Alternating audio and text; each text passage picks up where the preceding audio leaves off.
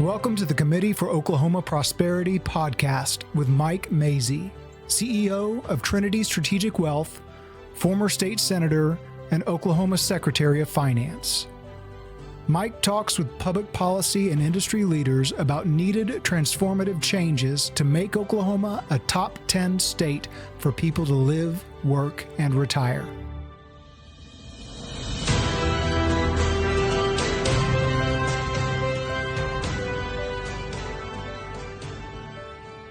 Time for another podcast brought to you by the Committee for Oklahoma Prosperity. This month I'm excited to talk to my state senator and good friend Dave Rader, District, is it 33? 39. District 39.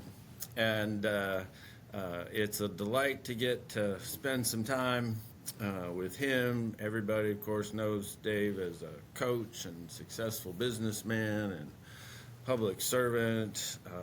I know that what lights him up the most and brings him the most joy is his kids and his grandkids when he tells me all about them, when we get to share some sports experiences together. So, Senator Rader, what was Christmas season like with all those grandkids of yours? Well, we had them all in for Thanksgiving because this is the year we have them for Thanksgiving and had a great time, you know, and there's so many things to do with the children around Tulsa. You know, we do that. Of course, there's always the outing to the gathering place. They love going there. And had a great time. Christmas is a little bit slower because we just had 3 of the 9 here, but still had a great time, man. And I loved your Christmas card. Yeah, I can't get all my kids together, you know, because they live in different places now, so I just had to go with the picture of the puppy. But, you know, I get posts from you, and I get to see the kids. You know, you put up posts, and it's great to see them. And, you know, I need to publicly say thanks for your vote. We're so glad you won re-election. You had to work hard for it. We did. We did about 760,000 steps. Wow. And, you know, because you've done this, you understand what I'm saying, but this was my 5th election, you know, because I had 3 the first round. Oh, I forgot about that, yeah. And so this is the first general election of the 3 where I wore shorts every day. The weather never broke. Wow. It was really hot, and it didn't rain. As we all remember, we kind of went through a drought there.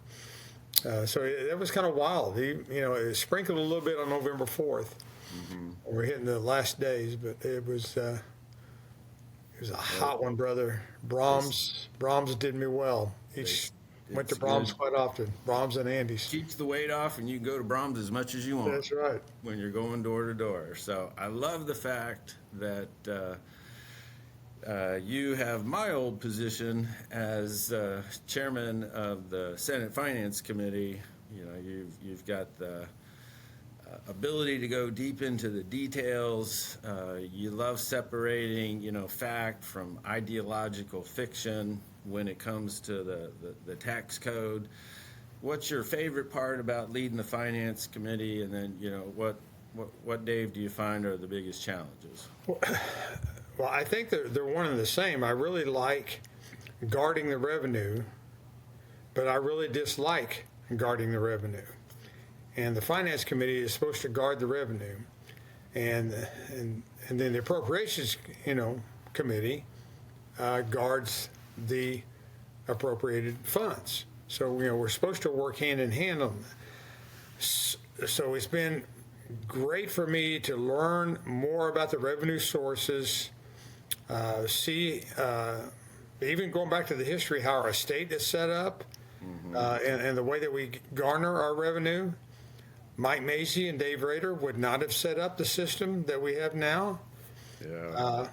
But we, you know, people forget that our Constitution was set up, you know, in a form of a progressive Constitution, and as much as we all love Teddy Roosevelt, he was, you know, a real progressive in this aspect. Really didn't want to make Oklahoma a state, and finally gave in and gave Oklahoma a state. And then, you know, the first legislators followed President Wilson pretty quickly in the allowance for income tax. And of course, that's where you and I have a rub with our tax system. And then because of the Depression of the 1930s, Governor Murray, Alfalfa Bill Murray, took the property taxes out of the hands of the legislature, put them in the hands of the counties, put that in the Constitution. So there's a wall there that doesn't allow the legislature to put their hands on the property taxes, which, I mean, we can, there's a good discussion there whether that's good or bad. It's probably good many times. We go through a session, not a session, but a period like we did in the 80s when we see the county commissioners go through some, what would we say there, Mike? Some difficult times, some Corruption. Say it. Yeah. And now we don't want A lot that. of guys went to jail and they needed to go to jail. But we put our hands in the we put our government in the hands of people, and people are of course flawed, and then hindsight's 2020. I don't like to C.S. Lewis warns us not to live the error of living in modern times, looking back on people. So it's easy to do that. So what we've made suggestions about how we can do things better. Change is hard, even though the conservative and the Republican would say we don't like income tax, we want to rid ourselves of it. At the same time, the conservative would say, well, we got to make sure we spend our money right with these agencies, and these agencies do have a purpose, and we have to fund them. Mainly education, whether you like our education system or not, it is set up that about half of our appropriated dollars go there. So if we take away the income tax, then how do we make this up? Yep. And that, to me, is where the discussion lies. What are the competitive disadvantages that you hear about, because of our somewhat dysfunctional, tax code and, what's going on in other states? When you get in a position like ours, you come across real live instances where we've got a competitive disadvantage versus no income tax states. Of course, you can't really compare us to Florida because they got an ocean or a beach around every corner. But Tennessee's always been an interesting, kind of construct to look at because they're landlocked. They are. And they don't have oil and gas resources like we have. So you'd think they have a lot of people that come in as well, though. You'd have a lot of we'd have some advantages. What do you hear from business owners, small businesses, industry that does indicate we've got a competitive advantage, and at some point we got to roll up our sleeves and modernize the tax code? Well, I hear in my constituency in the city in which I live, no one has come to me and say we're paying our tax burden's too heavy. We got to do something about that. They would like to do it differently, perhaps, but your generation, what I'm talking about, legislative generations. Your legislative generations made substantial changes. You kind of handed it over us to say, hey, we made these changes. Now you guys got to learn how to govern. Okay, so our revenue dipped a little bit. We had to adjust how we bring in our revenue. We made that adjustment in March of 2018, and we've had a really good course since. And at the same time, our tax burden on our citizens remains in the top 10.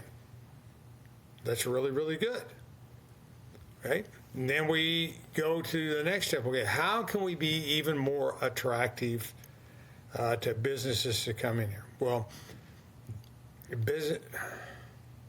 my opinion is people cannot go past the first column in revenue generation. The first column is going to be income tax. And so it's too easy to go past, say, okay, let's go to the zeros. Let's go to the zero states first. And they don't look and see what the tax burden is for the rest of the ways to tax, because we remain in the top 10 in overall taxation. but that one column, it is hard for people to see past that column. Yeah.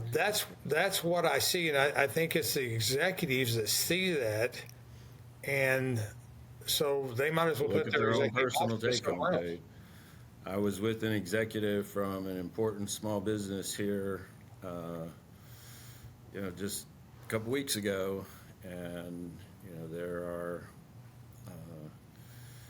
they're in their mind, they're thinking, I make this much money, and I've got this office down in Texas. Maybe I should just move there permanently. Maybe I should move that because on this much money on my income tax, I have to pay this. So I was brought at my handy Tax Foundation Facts and Figures. I know you I think love it you when and I I are bring the this. only ones that keep that every year. So when it comes to state and local tax burdens per capita as a percentage of income, right? Oklahoma is number 10, and Texas is number 6. And what is that in real dollars? Texas is $49.94, okay, and Oklahoma is $45.27. But what people really get aggravated about is when you tax their labor versus they technically have more liberty and freedom if you tax what they choose to spend their money on. And so Tennessee has more of a sales tax, service tax based economy. Exactly. And that's been much more effective for attracting huge business interests into the state, whereas because of our tax code, a lot of our larger oil and gas companies fled the state to Houston. Well, and we, one nearby Tulsa, you go to Bartlesville, and this is what, I have no data other than my observation, okay? Phillips left their world-class laboratory in Bartlesville.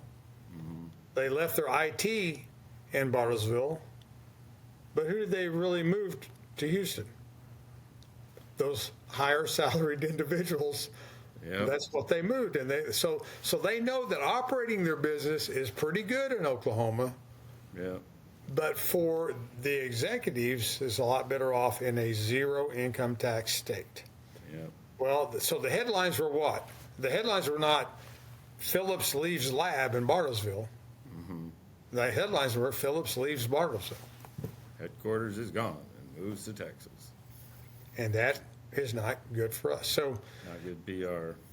so Guys like you and me this time of year are one of the few folks that look at the Board of Equalization report to look at the tax receipt estimates that are coming in from all these various sources. all the various sources. And the December estimate is not the official estimate. You and your colleagues will have to wait till February to get the Right. official estimate. But this, precursor, which is important because you have certain things you got to get working on before you all show up for session in February. But the precursor says there's potentially $152 million less for the fiscal year 2026 than there was for 2025. In your mind, does that mean, after this recovery, after the gusher of federal money, tax collections have peaked for a while? That's the way I read the data. And again, when I say I read it, I check with people that are economists. These are our Senate staff people.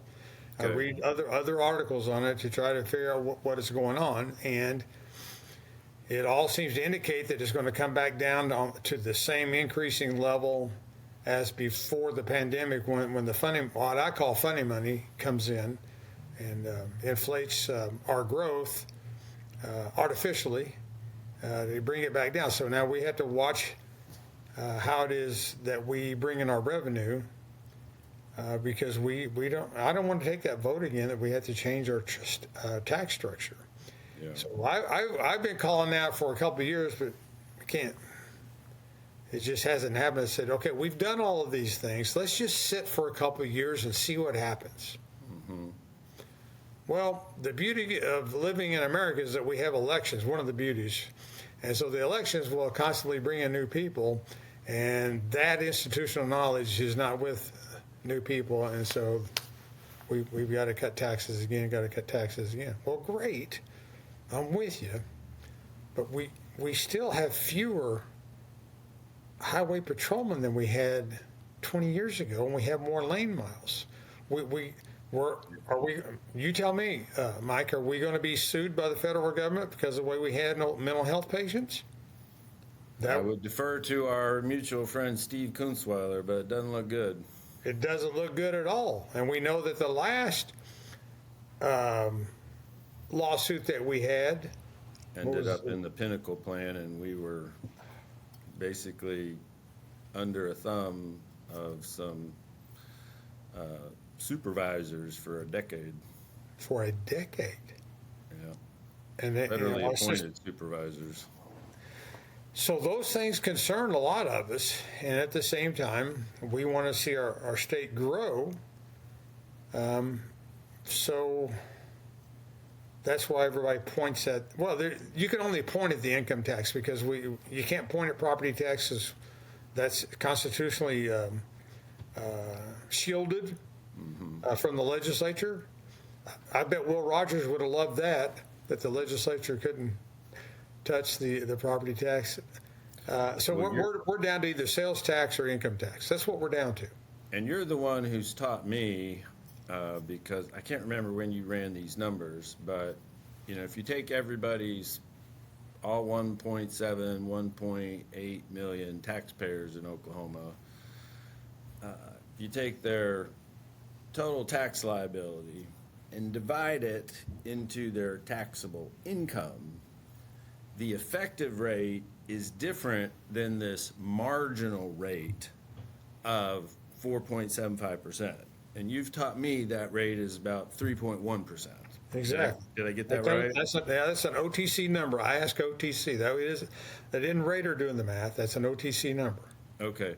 So how do you think the legislature, in an incremental, responsible manner, should start unwinding some of this stuff on the books that is pretty much just a shell game of, well, I get this personal exemption. That's really important. Well, get rid of the personal exemption and use that to lower the income tax. I know it's more involved in that, but how do we teach the legislature, I don't think it is more involved in that. how to, let's not have all this stuff on the books because we end up here anyway. So let's get this stuff off the books and lower the rate to 3.25.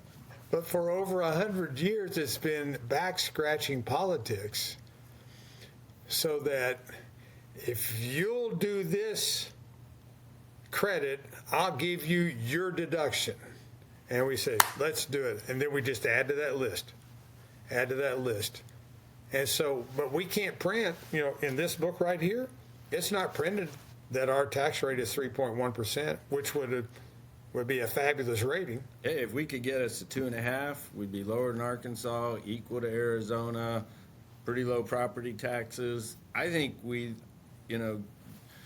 address our competitive disadvantage, and we're more open for business. So people say, well, I hear from nonprofits, nobody will give anymore, and so I have to start looking at Tennessee. How's the charitable giving in Tennessee? What'd you find? Not as good as Oklahoma, but it's not bad. Okay. You and I live in maybe the most generous city in America, so we're kind of skewed in Tulsa as far as charitable giving. We've had families just give and give and give. You and I both know that. So yeah. They still give. There's still a United Way in Tennessee. There are still churches in Tennessee. They still have that. They still give, even though they don't get a tax deduction against their income because they don't have an income tax. But they'll get it on the federal. But they get it on the federal, which is much more valuable anyways. Thank you very much. Much more valuable on the federal. Yeah, I hear you. We're not talking the percentage of paying taxes to the state government as we are the federal government, but this is one of the rubs that I have, is that because the federal government is not as responsible in their finances as we want them to be, we come down to the state level and say we want to make up for how the federal government has put the burden here. So now we come down here, and so what happens then when we lower our burden here? Well, then we call out to the federal government, we need more money for highways. We need more money for education. And we, the things that we reduce, then we just ask them up here, and then they start granting us money with strings attached. Strings attached, yeah. That's so here we go in this circle. pretty dangerous. We would like to take care of ourselves. So, you're a financial nerd. I'm a financial nerd. I get asked a lot, Senator Rader, by Republican friends of both of ours, government spending for the state of Oklahoma. Since I helped out with the 2019 budget when I was Secretary of Finance for the state in the state administration, was $7.9 billion. Mm-hmm. If you take off the big dollar numbers that were meant to educate everyone what we're really spending in last year's appropriation bill, the off-the-top money for the teacher's pension system and the off-the-top money that goes into roads, the real spending appropriation, if you're trying to compare with previous years, you really have to say it was $11.4 billion, to compare it to 2019. So I get that, and that, as you and I know, that's a little hard to help people grasp. Having said that, it's still a 40% increase in spending, 45% increase in spending, and we're all for teachers getting more pay. Well, and we're all for in appropriated spending. In appropriated spending. Not in the total budget. Because total all we did in the total budget is we took like that $900 million or whatever it is for that you were talking about there, and we just took it from Peter and gave it to Paul. That's all we did. Yeah. And as conservatives, we should have loved that move because it took it out of an automatic spend to the elected representatives, saying that they would be the ones now controlling that money. That's a whole other can of worms. But then it was spun that we've increased the budget. Yeah, and that's not fair. What is mathematically fair is spending has still increased net of that more than the rate of inflation. And so you've got hardworking taxpayers going, well, government spending, obviously at the federal level and at the state level, has increased faster than the rate of inflation. So why can't, we trim some non-priorities, 50 million, 100, if we're coming down 150 million and we want some tax reform, why can't we reduce a little spending and use that savings to create my response to you on that is I think that your generation did that. We did some of it. And if and the numbers that we're talking about here, if we need to look at too the growth of the state, and you got to put in the per capita that it goes back to, and when you put in the increase in spending and the growth of the state, we're spending about what we've been spending for the last 10 years. I get that, but the numbers that I see on government employees per capita, is still got us in the top 20%. Yeah. Okay, let me ask you this. Are you including teachers in that? I think that teachers are included in that stat. They should be. Right. Okay, I hadn't seen that stat. So it makes me think, and I'm suspicious naturally about how some of the agencies operate their own internal spending. We did. So what I did last spring. It seems like we've never really done or forced a lot of these agencies to truly do, zero-based budgeting, and are their employee counts truly necessary to deliver core services and do we need a hard, financial look at how some of the operations are going, because we've got outcomes that are unfortunately, say, in mental health, that's spending hundreds of millions of dollars, but we're not addressing these problems that you referred to earlier, and it really makes me wonder about the financial operations and the employee counts over there. And I just don't have a lot of confidence that some of these agencies are operating like they should. I hear you. I would probably have more confidence than you. Okay. But this was part of what I was trying to say. Let's sit for 2 years and see where we are. Let's make those evaluations. Okay? And let's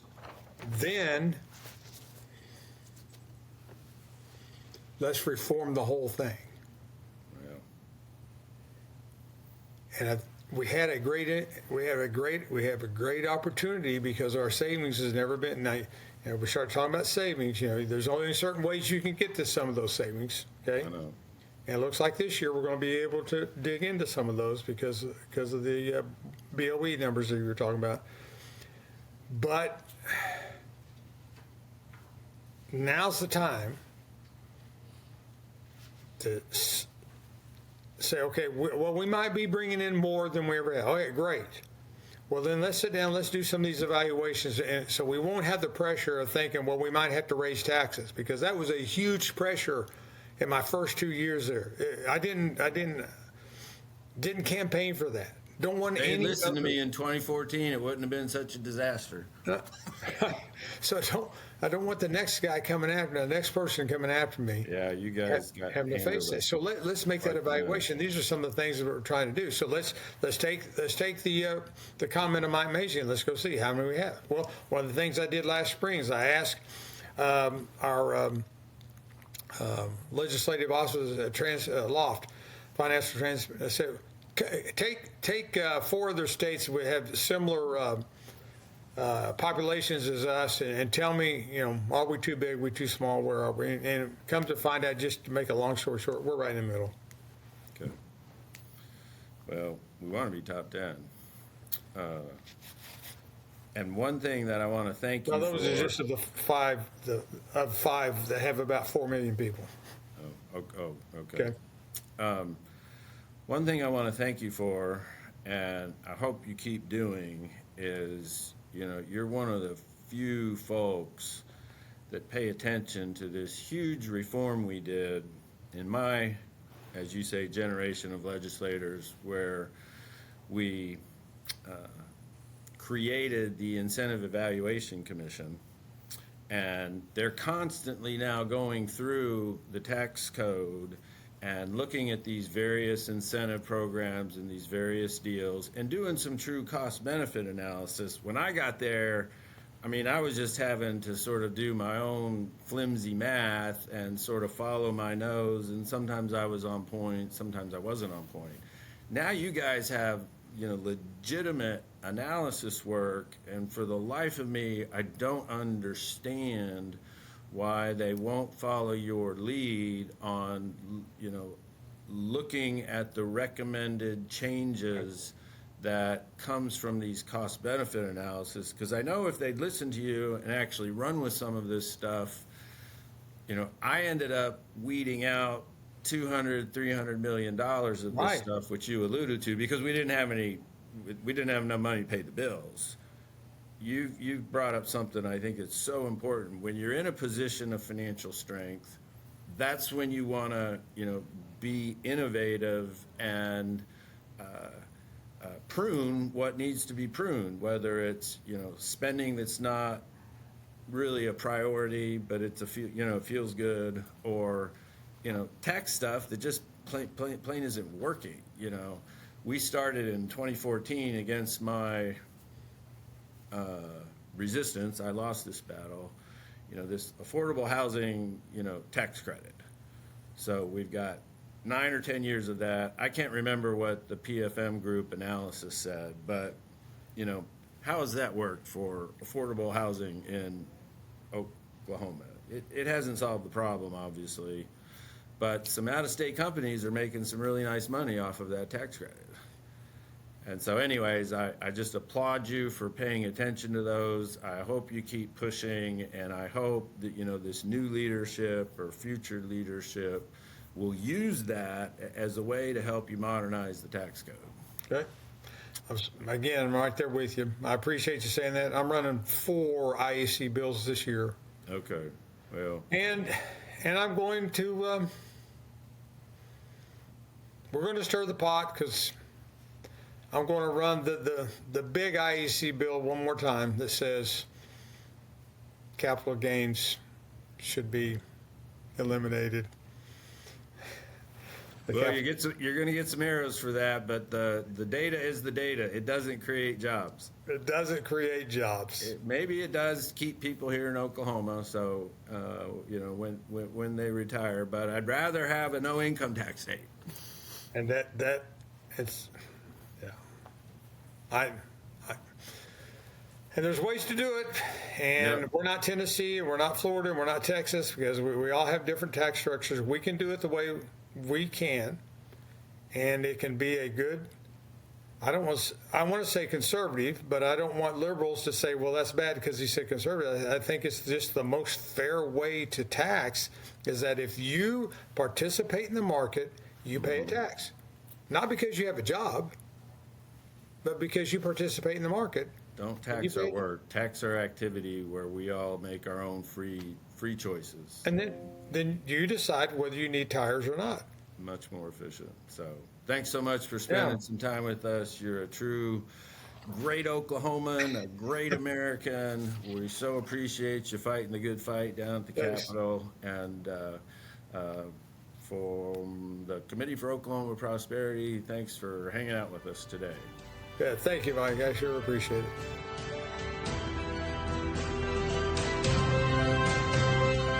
The Committee for Oklahoma Prosperity is advancing ideas and policy that create growth and prosperity for the people of Oklahoma.